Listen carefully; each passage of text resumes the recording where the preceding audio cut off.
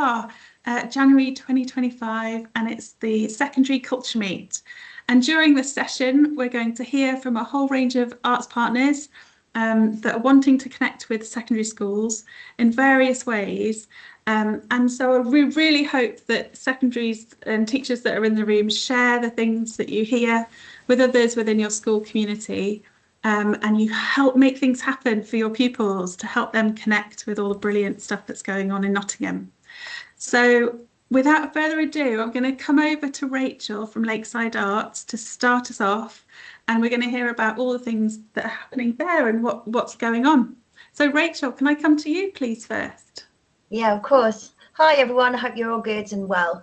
I just wanted to talk to you quickly for about 5 minutes because Evie's here, so she'll talk a little bit about the young company that are based at Lakeside, so hopefully you'll get to hear about that as well. But I just wanted to talk about Cosmic Titans, which is our next exhibition, which opens tomorrow, which is all about quantum physics. So not too nice, light subject, but it's where arts and science totally come together. It is going to be absolutely exquisite, and it is looking, we're going into the year of quantum this year, so it's kind of quite timely that this is all coming together. But also just to kind of say that quantum science, I'm sure most of you know, is kind of deals with some of the most smallest particles, and so lots of things that we can't see. So we've been working, we've got 9 artists in this particular exhibition, looking at kind of how research, arts and technology kind of come together. So and they have been working alongside kind of world leading researchers to kind of create this kind of sculptural kind of installation is the only way to describe it.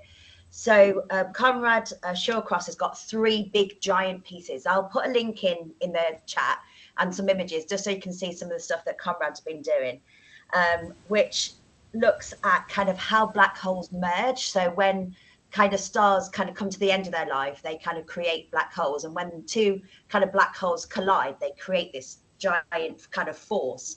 And so he's kind of interpreted that in an artistic way with these giant sculptures, which are just beautiful. So we have got that. We've also got looked at everything from the Big Bang to everything that you can't see, all the kind of hidden things you can't see. So long and short of it is, we are offering some free workshops for secondary schools to work alongside our quantum physics researchers and artists to create a really half-day interactive workshop program for secondary. Now, I know you don't really look at quantum physics until A-level, really, but we've done a kind of slightly earlier version so that anything from year 7 right through to year 13 can take part in this, and may even have a little bit of money to help towards kind of tram fares and things like that. So if you are interested and you think this might be totally up your street, don't need to be science related. If you've got photographers or kind of creative writers or anything like that, it's a really beautiful kind of exhibition to kind of start wet the juices, if you like, kind of start thinking about things that you can't see and how we explain that, really. So I think that's me in terms of yabbering on. I'll put stuff in the link. I'll put some images in there and my email address. So if anybody's interested, wants to get involved or would like the school to get involved, just send me a little email and we'll try and sort something out for you. I hope that's okay. That's amazing. Rachel, you've had Jazz from Nottingham Girls Academy say yes, please, in the chat. So. Yeah, honestly, particularly for year 12, year 13, we're doing stuff where they get to make a thermometer thing out of Lego. So I will send you stuff. So if you're happy to send me a little email, and then I can send you all the stuff and the dates and how we can make that happen. It's going to be a lot of fun and a little bit bonkers. But yeah, I'm sure you'll get a lot out of it. Wonderful. Thank you so much. If you want to just add which days they are, because there's 2 days in March, aren't there, that are specific dates?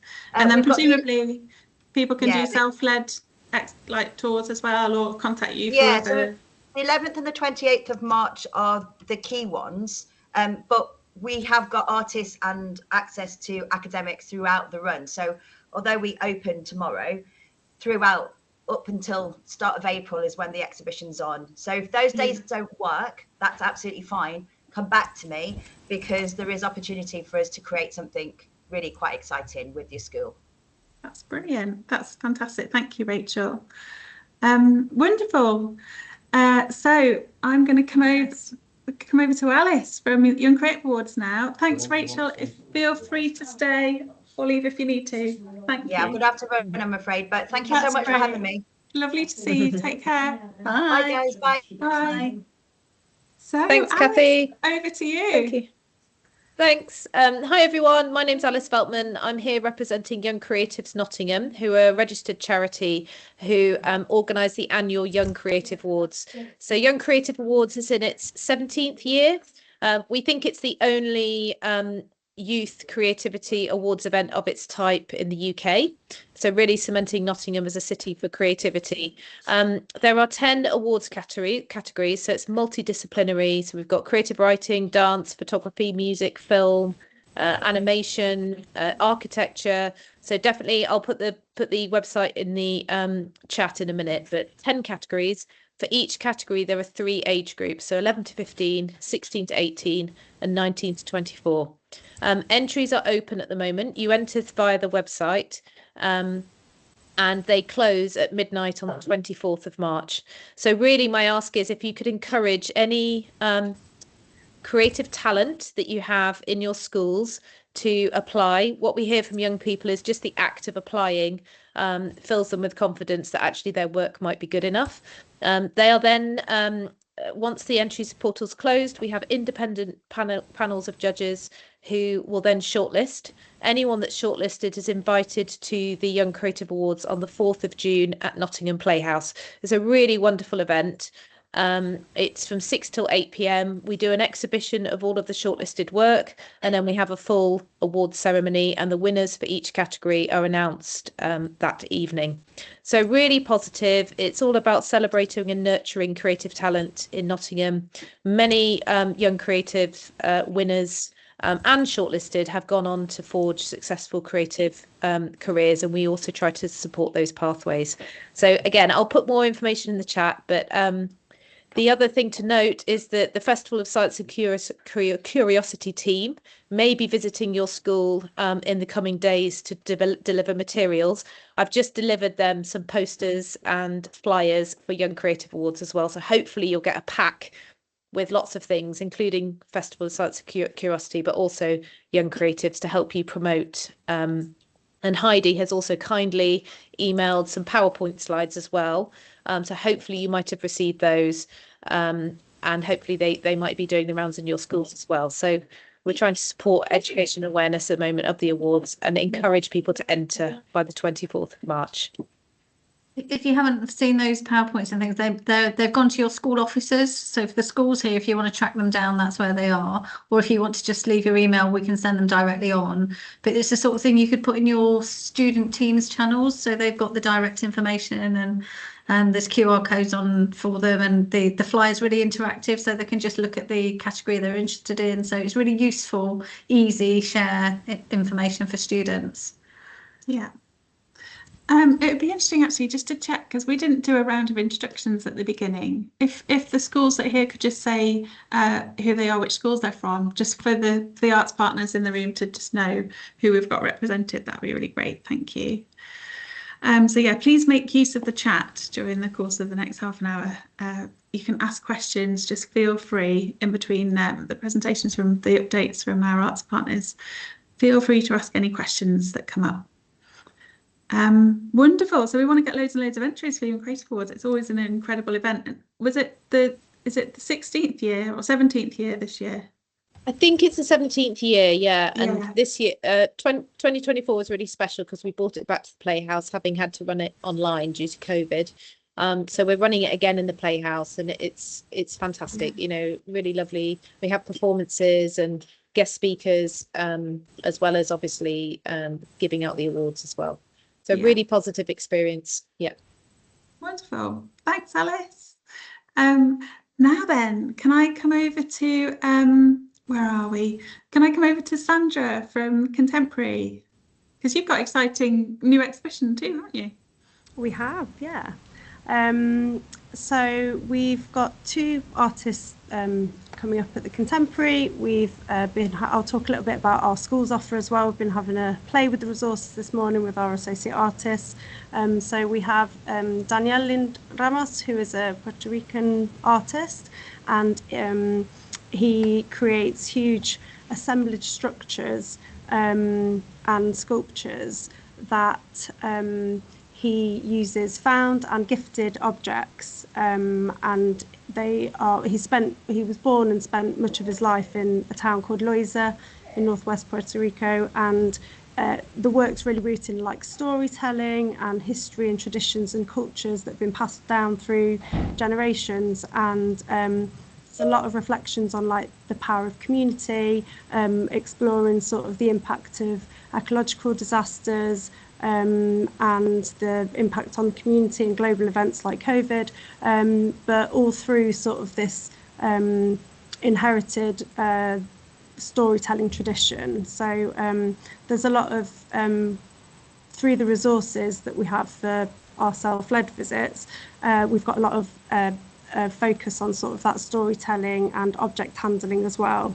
I don't know if you've got I think I'd sent them a little bit late, Kathy, but there's a couple of images that might. I'm just trying to open it up for you. Thank you. Don't worry if you can't. No, I'm sure I can. It should be here. Here we go. There we go. Yes. There it is. Can you see? Can you see this? I can see it, Kathy. Yeah. Great. Anybody else? So you can see it's the bottom right, and it's called assemblajes. So it's like these huge assemblages, and the image on the bottom left is our schools resource, which schools can come and use for free. They can do self-led visits through the galleries, and the object handling has prompts and questions and reflections through narrative of sort of past, present and future. But the installations themselves, in terms of like stimulus, are really so colourful and about 5 meters wide, I think. So there's a lot to explore there in terms of themes, and then we've also got Alan, who is an artist born in Rio de Janeiro in Brazil, and he also works with assemblage and installation. He uses tarpaulin, so they're quite really common at funk parties in Rio de Janeiro, where they're a sign of welcoming people or something about to happen. So I don't know if you can go back to that first slide. So we've got a resource sort of exploring the idea of community and coming together, but also creating sculptures and working collaboratively.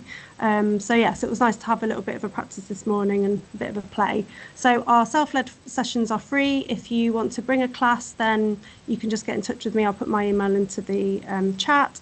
And we've also got artist-led workshops. So we've got a team of associate artists that have developed the resources as well, and they can work collaboratively with schools to plan a workshop around some of the themes in the exhibition, but also things that you might be exploring in school and sort of bridging that. So we do, the artist workshops are paid for, but they're quite collaborative and bespoke. We do have an upcoming teacher CPD session on the 6th of February, and I can pop a link in the chat as well. So that's led by our associate artist Millie, who developed the resources as well, and it's just an opportunity to preview the exhibitions, explore the resources and do some creative making and sort of have that artist workshop experience as well. It is free, but spaces are filling up, so just let me know if you'd like to attend.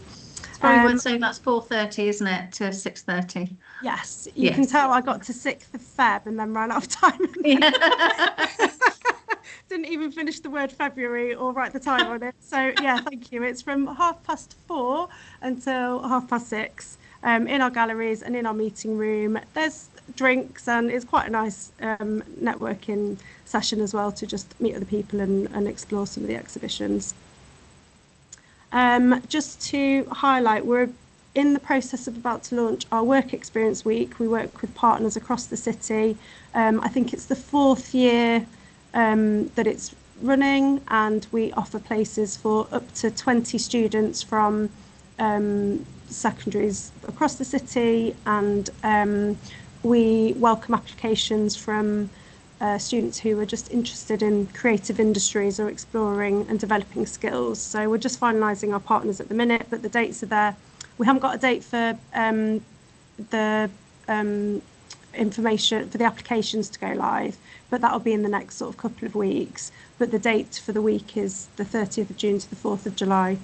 So we're developing it to be a really practical week where students in year 10 and 12 can apply and can just explore, meet lots of different people who have lots of different creative roles within arts organisations across the city. We've worked with Willerton Hall before, New Art Exchange, and various other arts organisations across the city. So I can share that information with Kathy. And then I'll probably do this as the last slide, Kathy. Yeah. I'm just conscious of time, but just to signpost really, our 1525 youth collective. So they meet quite regularly. They work with our youth programmer Shan and young people programmer Shan, and it's just a really nice way again to signpost to, you know, from GCSE level students that are interested in meeting other people. They sometimes plan walkthroughs through the galleries. They take parts in lots of creative projects. So, you know, that's something to just signpost if it was of interest. Amazing.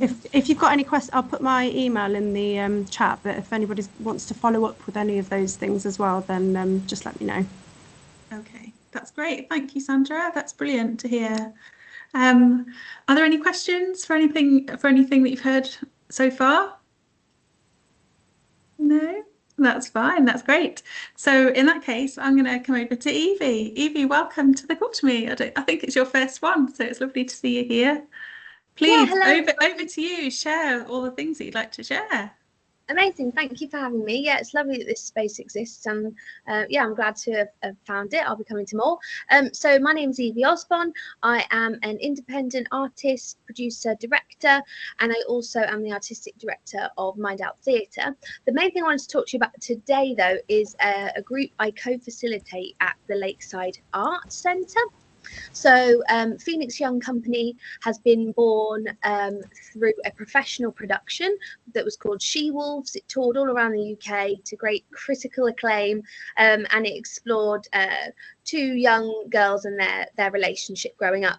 And the director, Hannah Stone, who some of you may have met possibly in this forum before, decided that she wanted to set up wolf packs across the UK.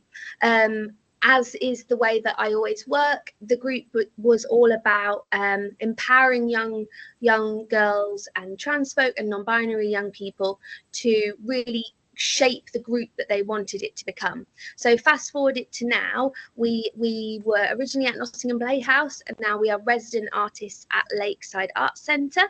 I co-facilitate with Octavia Nyombi. We both have queer lived experience, and we are currently looking to recruit more young people into this group. So the reason why this group, in my opinion, is quite special and unique, I've been running drama workshops for 10 years, and actually this one is very broad in that any young person who comes to the group can explore whatever element of theatre interests them the most. So they may be interested in performing, they may be interested in directing, producing, set design, costume design, branding, you name it. It's a very holistic approach to theatre, and so it's a really great opportunity for any young people you may know who are excited about the theatre industry but perhaps haven't been given that glimpse into what other roles there are besides performing.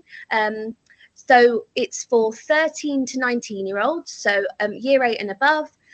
We have 15 places, and we've currently got 10 people in the group. So the places are limited. So we're looking for 5 more young people, and we work together every Tuesday evening from 6:30 till 8:30 p.m. and there's free snacks. We are working with a professional writer, Sarah Middleton, and we are co-writing together a new play that will be performed at Lakeside Arts Centre in July. So I have popped link to the e-flyer in the chat there. That message should have just sent. I also have some physical flyers that I was hoping to drop off to some schools. If you have any young people in mind who could really do with a physical flyer, you might have, you know, ways you can share the e-flyer around with sort of parents and families and carers instead. So that's Phoenix Young Company. Additionally, as a way to kind of really sort of showcase what Phoenix Young Company is all about, we have some funding for some free taster workshops across Nottinghamshire. So if your school might be interested in a free workshop that is going to explore the many different hats you might wear when making theatre. So it might be a glimpse into directing, it could be a glimpse into set design, and we can really personalise and tailor it to whatever interest there is from your school. And one of the great things about Phoenix Young Company is that we're a young company of She-Wolves Productions, which is a professional theatre company who develop shows continually. And so the work that we potentially do in schools could feed into the development of a new play. They've got a new one in the works about vampires, so that sounds really exciting, called Vamp. So if you are interested in chatting more about that, I'll pop the Project She-Wolves email there. And then finally, I run Mind Out Theatre. We're a community interest company, and we have an upcoming project that will be exploring the world of digital, bringing nature to life through an immersive digital experience. So we're partnering with the Broadway Cinema, and we're just currently in the phase of talking to partners to start delivering that. I'm doing some exciting work with Takeover Festival at Sutton Community Academy, where this is a separate project, but they're very interlinked, where I'm starting to unpack some kind of digital forms of theatre with the young people there. So that's also a specialism that I can bring to your schools if that's something of interest. Thanks, everyone. Amazing. Thank you, Evie. So much going on and so much to offer. So it's great that you're here to share it all. Thank you. We will endeavour to make sure that you get a really good summary of all the different things from today, and encourage you to look at the e-news as well, the January e-news. And we're providing that as a PDF that you can share more easily around the school too. So hopefully all of these things will be coming your way separately after the meeting. Right then, can I come over to Jo from the National Justice Museum? Jo, over to you. Hello. So yes, I'm Jo. I'm the learning manager from the National Justice Museum. Most people still know us as the Galleries of Justice, so I will also throw that name in there as well. So just a couple of things that are one that's in the pipeline and one that's kind of coming. I just wanted to let secondary schools know about, and also about Choice and Consequences, our anti-knife crime exhibition. So I'll start with that one first. So we run Choice and Consequences, which is our anti-knife crime exhibition. It is developed in partnership with the Benkinseller Trust. That is a London organisation that was set up following the murder of Ben at the age of 16. The Choice and Consequences workshop looks at knife crime, but with Choice and Consequences, it's that sort of conversation about if you choose to pick up a knife or be associated with someone who picks up a knife, then you need to understand the consequences to that, both for victim and perpetrator side. So it does have it's based on the knife crime element, but we talk about things like joint enterprise, how people can get mixed up with it by taking photos of something going on and things like that when they don't realise. We also talk about just sort of general personal safety, the sort of choices that we can make to keep ourselves safe, even if there isn't a knife involved, and this sort of thing. The exhibition is free currently. We have funded places for schools to take advantage of that, and we would be really pleased for people to use that funding. we can see up to 30 students morning and then in the afternoon. So we do a 10 till 12 slot and a 12:30 till 2:30 slot. Those times can change slightly if that's more convenient, but it is a sort of 2-hour slot that we use.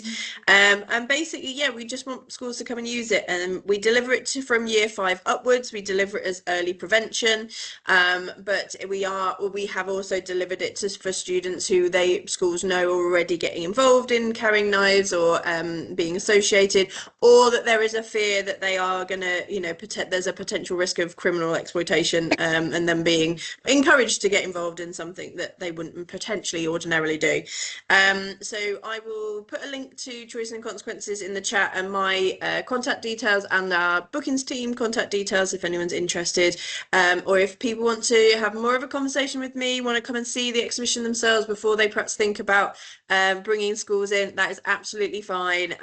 We know that it can be a difficult topic to raise with parents, and suggesting that you come and do an exhibition like this, but it's really important life skills, really, to think about how to keep ourselves safe. We're not there to preach at them, we're there to sort of empower, educate, and so that they can make some positive choices. So that's Truths and Consequences. The other thing that's coming up, we are currently working with a barrister and a now retired judge to bring a Year 9 careers, law careers day together. It's happening on the 11th of March. We have got the retired judge doing a sentencing activity, so looking at sort of what they would be thinking about as judges, and that sort of discussion around that. Samuel and his barristers are going to do a sort of an activity or talk as well, and then I've got a solicitor from Rotherbury who is also coming and sort of talking about that civil side of law. And then there is going to be also like a careers fair happening in our grand jury room, where I've invited organisations such as police, youth justice, Novus, who work in education in prisons, Remedy, who have the victim care contract for the city currently, the Violence Reduction Partnership and the Office of Police and Crime Commissioner, and also the universities, so NTU, University of, and University of Law are all attending as well. I'm sure I've forgotten somebody. Oh, we've potentially got HMP Nottingham coming as well. But basically that careers fair is sort of opening up to law careers in the widest sense. So all the different ways that perhaps you could get involved in that sort of sector, but not necessarily become a solicitor or a barrister as well. It's the first time we'll have done anything like this, so it's very much a test and to see how it goes. So I'm just putting that program together now, and I will be sending that out to schools. I'm currently thinking about whether I I will have a limit on numbers as it is, so whether I do small groups from a number of different schools or bigger groups from less schools, and then the students that do come are kind of the sort of ambassadors taking the information back to schools to share it. It's the National Justice Museum. If you didn't catch that one, just seeing the question pop up in chat. But I will put I will put my contact details in there as well. So yeah, so if anybody was interested from just today and stuff, please just bob me an email, because I will be starting to throw that out to people as well. So yeah, so it'll be the first time. It's very much let's see if anyone's interested and stuff. We've gone for that March time because we know that's sort of around where Year 9s are looking at their options, and before they perhaps have to get them locked in after Easter and stuff. So yeah, so do, when I put my email address in chat, please do fling me emails if you're interested. So that's coming up. The other thing that I am currently working on, no date for this as yet, but we're looking to relaunch our Crown Court study days. We did this previously before with COVID. So the judge who's doing my Year 9 event, he's now retired, but he was my contact originally in the courts. And basically what we would do is that groups would, so it's for over 14s only because of the age limit within the courtrooms. But from 14 upwards, you could come and do a courtroom trial in our museum, and there in the morning, and then in the afternoon we would walk down to the Crown Courts, and we would meet staff at the court. So it could be an usher, it could be a clerk who would have a conversation about their role. There would be conversations with a judge, sort of an ability to have a Q&A time, and then a chance to go and sit into any suitable trial going on for sort of an hour and see the sort of proceeds of that happening and stuff. Yes, Kathy, yes.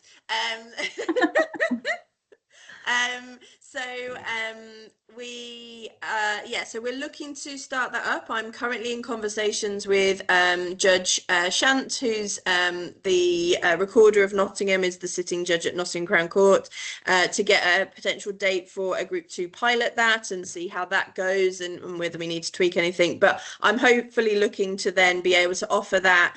Depending on the court's time, it would be great if I could do that sort of once or twice a month, that I've got a date, sort of specific dates where I can offer that out to groups over 14. When we did it previously, it worked really well. And people were interested in that because it was a chance to go into the courts and meet some real people doing the stuff. So just the sort of, that's coming, look out for that. And again, if anyone was interested in that and sort of maybe being my pilot group, when I get a chance to start that up again, yeah, like I say, I'll put my email in the chat and just throw that at me as well. So yeah, that's from me. Thank you, Jo. That's great. It's really brilliant if people want to ask any questions or keep it coming. Use the chat, won't you? Feel free. I think Miss Stark, did you have a question? Yeah, I was just going to ask Joanne, on your sort of careers day, by any chance, do your lawyers say that having a GCSE in drama is actually really helpful when going into law? Because that's one of the things we try and sell, because there's been so much push away from the creatives with my drama and that. I try and say, but if you're a lawyer, you're more likely to get a space in that. So yeah. Yeah, for sure. They so it's part of a wider thing that we're doing with our NGM on Tour program, where we work with the diversity and inclusion judges, and they are judges as well that have come from various different ways of going into the law and not the stereotypical. One of our judges who started the program with us, really, he failed his A-level law and stuff, he got an E for it and this kind of thing, and went at it a very different way. So yeah, we definitely are very keen to have those conversations and stuff, and they've all gone about it in different ways as well. So yeah, we will definitely be promoting the different transferable skills that you get. But yeah, drama is a big one that you need to have when you're in court, definitely. Sort of making a persuasive argument, and it's very much a theatrical experience in the courtroom. Yeah, for sure. Wonderful. Thank you, Jo. That's great. Lots in there, so please do use the chat and fill it up with all of the links and things that you'd like to share. And welcome to Amanda. Thanks for joining us, Amanda. We'll come to you in a sec, but first, can we come over to Claire from Nottingham City of Literature? Claire, would you like to share what you've got going on? Hello, can you hear me okay? Yes. Lovely. I have, I suppose, a project that I can talk about. We've just kicked off, and it's called Story Valley. And that's working with 3 schools looking at implementing a set of resources which encourage students to explore creative writing techniques and storytelling techniques. And I'm going to be launching, I suppose, sort of late spring, information about how the next cohort of schools can get involved.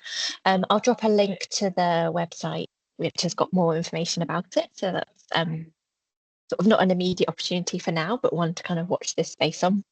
And then we've also got our kind of ongoing open mic project called Speakeasy, and we're now hosting those in the library, and that's for people that are aged 14 to 25, and so if they're interested in watching young people kind of perform poetry or want to find ways of kind of opening up and sharing poetry that they've written, but sort of want to do that in a friendly atmosphere, then that's something that we have got on offer.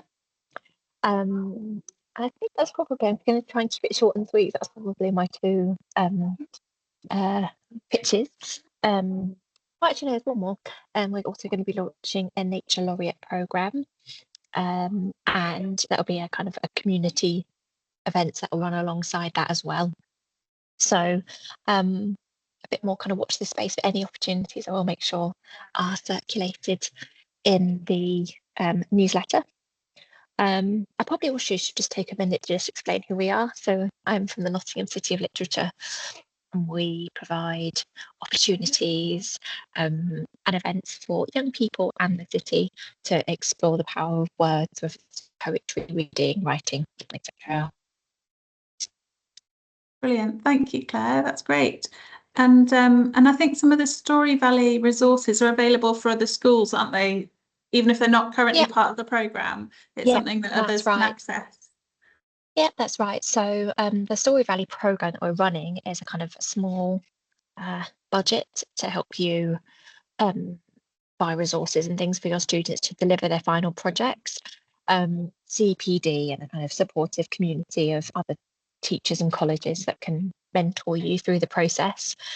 Story Valley has a suite of resources that you can pick up and deliver independently. It just doesn't have the kind of, if you sort of go it a program, sorry, I just accidentally muted myself then what we, if you follow along with our program, then we kind of give you a bit more of a wraparound support.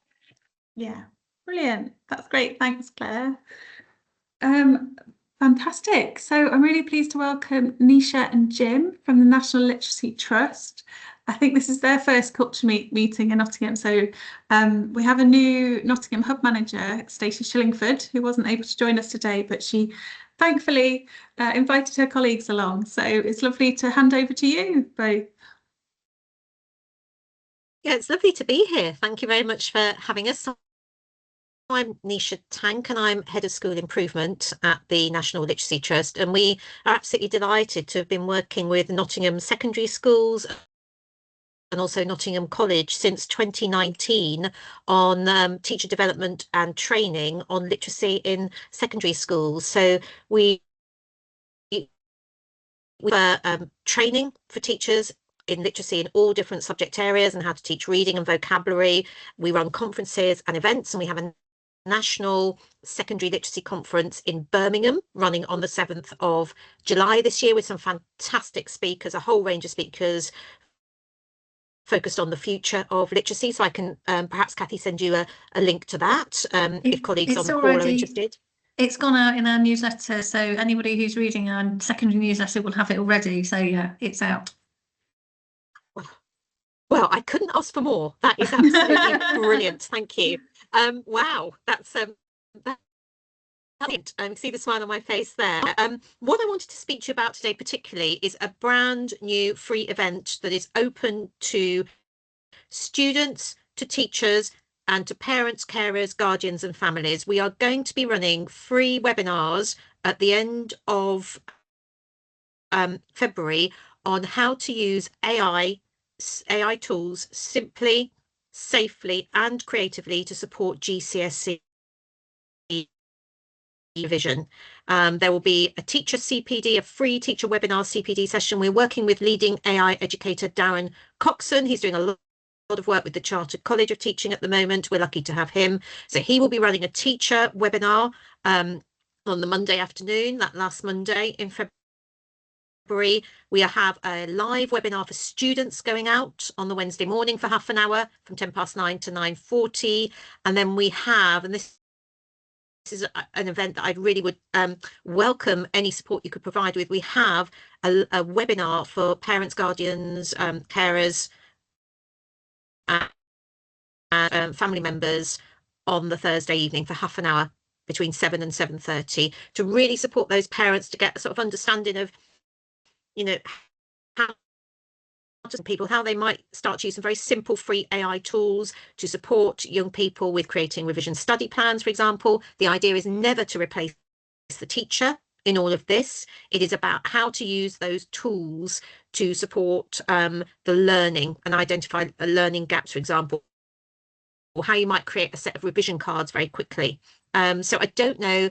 I don't know whether I could send that information perhaps to you, Kathy, and yes, if you could distribute that to partners on the call today. It's lots of lovely, practical, simple, safe freely available strategies to inject a bit of, you know, if you've got young people that are maybe sitting at home in their room and not feeling like doing it, or a little bit unsure about what to do next, is to build that confidence and a bit of motivation and excitement if they need it. That's my main thing today, but we do run lots of events in terms of CPD and development, so I'm happy, you know, always to provide further information if you'd like to, and thank you for the opportunity to speak to people on the call. That's great. Thank you very much. Some of you are partners already, so it's lovely to hear you. Thank you. That's great. Thanks so much, Nisa. You were cutting in and out a little bit, but we got everything. We got we got everything. That's great. There's a couple of things I need to mention before coming over to Amanda, if that's all right, which is a couple of people that couldn't be here. So all the information about this is in the secondary newsletter, which I hope you've all seen. It's on you're able to access it from the homepage of our website, and we'll also be putting it out again and circulating it again. But one of those things is a project called Fashion Fictions. So they've been developing it's from the School of Art and Design at Nottingham Trent University. And there's a bursary of £150 available for teachers to try out some of the resources that are in a new pack for Key Stage 3, so 7 to 14-year-olds. And it's just really fun, playful, imaginative activities, all looking about sustainability of clothes and the fashion world. So if you we'll send you around the links, but obviously it's a bursary that you can apply for and try things out. So please do have a go, because the deadline is the 31st of January. So just needed to give that a quick push. And while I've got your attention, I just also wanted to say that it would make a massive difference if you could share the child-friendly Nottingham survey. The deadline for that, the closing date, is the end of February, the 21st of February, I think. Yeah. There might be a few days after that you can still put things in. But the child-friendly Nottingham survey is basically we're on this journey as a city to try and get international recognition as a child-friendly city. And it's really important that we hear from children and young people about their experience of the city. So there's a child-friendly Nottingham website that you can all go to. There's a big button that says survey, and there's all sorts of links on that. So please, if you have any kind of communication methods, or set it as a homework for people to do, or do it in tutor time, or share it with parents through your communication channels, would really appreciate it, because it's actually, you know, we're hoping to get 2,000 replies at least to beat the last discovery phase consultations that we did. But it makes a massive difference for you to sort of champion it on our behalf. Brilliant. So now I'm going to come over to Amanda Briggsgood. So I'm really pleased that you're able to join us, Amanda. Hello. Over to you. So Amy, who you've just talked about, is a colleague of mine in the School of Art and Design. So I've just put a link to her website in the chat, but I'm not here to talk about that. I'm here to sort of do a bit of call out of things that I would really like to be coming in future months to this group and saying, I've got this thing I can offer you, but I'm still in the development stages of it, and really want to connect with schools, and actually potentially some of the other kind of partners who are here today as well, because I think you know, this could connect really well with some of the things that I've heard about today. So I work in the School of Art and Design, and that's back to front, isn't it? That's really weird. Sorry, I've just noticed the Nottingham School of Art and Design, the colour is back to front. I work in the School of Art and Design, and one of the things I do is I look after the lace archive that is in the school, and has been here from the 19th century, when the School of Art and Design opened in 1843 to support the lace trade.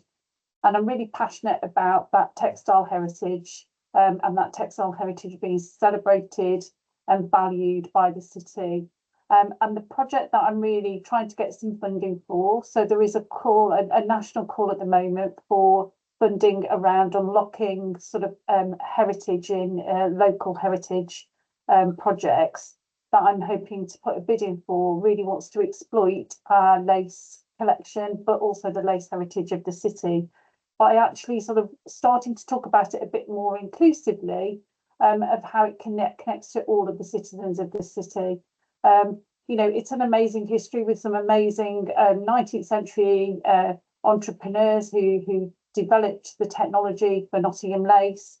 There were an incredible workforce of both women, men, and children, and there's been lots of history, stories, projects that have explored that local regional city. But what I really want to do is connect it to the wider world and talk about the kind of broader globe that was intrinsic to that production. So dyes were coming from across the globe, cotton was coming from across the globe, and there really was that kind of connection both in and out.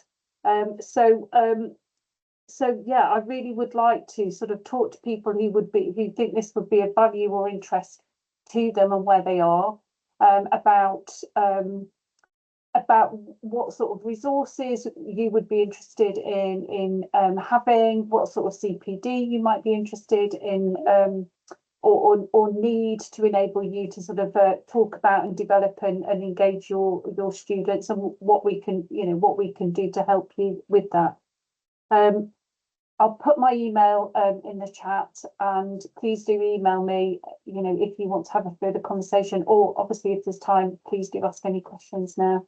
But I'd love to hear from anyone who's interested in that Nottingham textile, specifically sort of lace heritage and the globe. Yeah, it would actually be really interesting to hear from some teachers whether they touch on this already. Is it part of your curriculum at all at the moment? How do you incorporate that connection to the wider world and global sort of colonialism within your curriculum? Or have any colleagues who would be interested in that, developing that as part of their subject? From my point of view, we look at international artists. Obviously, we try to reflect the places that the students come from. We don't have an awful lot of time within the Key Stage 3 curriculum to sort of cover everything. So I think we do overlook what's on our doorstep a little bit. Have done some projects in the past, ages ago, the Cat and Tide project that they ran through Backlit, wasn't it? So no, I've not really had much of a chance, but it's one of those things that, you know, it's there and we should use it. It's just trying to work it into a very limited time scale, really. Yeah, and I think there are ways of talking about it, where I've sort of talked to Kathy about this last week, about starting with talking about fashion today, actually, and walking your way back, because actually we've got a global fashion industry now, which has all sorts of challenges and issues, which actually, you know, we kind of, I suppose the kind of story of Nottingham Lace is that it was a kind of, you know, all of those worker issues were a local issue, the way children were exploited, the way women were exploited, and men. But actually, there's a whole area of kind of exploitation that we can talk about in the 19th century across the globe because of the textile industry, whether that's enslavement or colonialism and those sorts of constructs.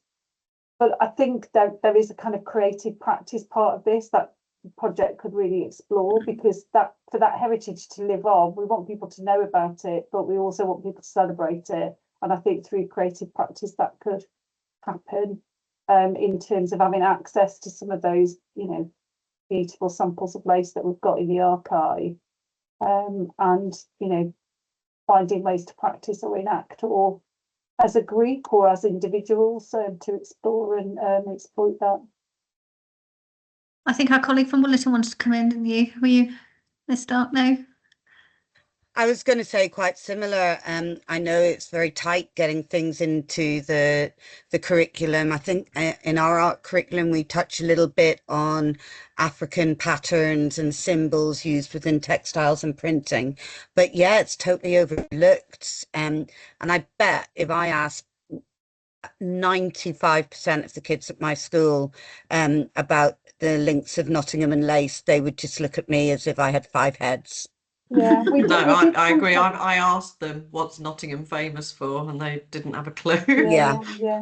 We did some at Light Night a few years ago. We did some drawing chocolate lace and bagging them up, and the amount of kids who are standing with their parents and grandparents going, why are they making chocolate lace, was quite, it was kind of, they don't know. And I think there is an amazing history and heritage that we could share.